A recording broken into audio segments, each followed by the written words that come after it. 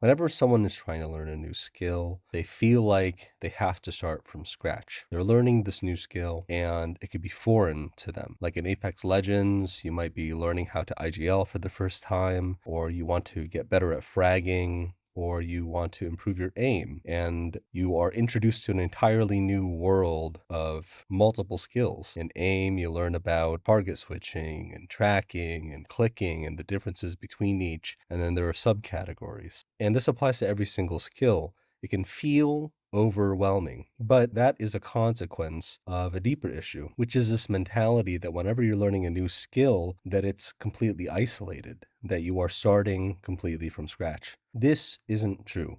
Any new skill that you're learning is a continuation of everything that you've learned up until that point, and it works in tandem. It is a thing on the path, not a new path. And it joins you on the path. It becomes the path, if that makes any sense. I know this sounds very Taoist or Taoist, but basically, you can use the knowledge that you've learned up until that point to connect the dots and help you learn that new skill much faster. And it can alleviate a lot of anxiety. Now, if you have a good coach or a good teacher, they won't frame this new knowledge as if it's super special and it's like the secret technique. And you should always be a little skeptical or very skeptical of any coaches or teachers who push knowledge as if it's like the super secret way to become the best at anything. Any good teacher and any good coach stresses the fundamentals, and the fundamentals are something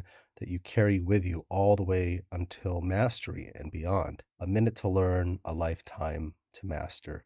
And fundamentals are not secret knowledge. And again, that new skill that you're learning, again, is a continuation of the things you already know. I can prove it to you. Let's say you're reading a document or you're reading a book on how to do archery. You've never touched a bow, you've never shot an arrow before. But in order to read that book, you have to know the language that that book is written in. So if you read and you've learned how to read up until that point, that allows you access to that book. So you can take a lot of the knowledge that you've gained and connect it to the new knowledge. And that's the real success for learning how to learn faster. If you imagine new knowledge as cities on a map, what you really need to do is dig a little bit deeper and go to the land beneath the cities, which is the continent. And you'll very quickly find, if you look at the map, that this new knowledge is somehow connected to your old knowledge that you've gained, either by rivers, by cities, whatever. Or take the lessons from music, like rhythm, timing, and stuff, and apply that to your training with boxing. And at first, it can seem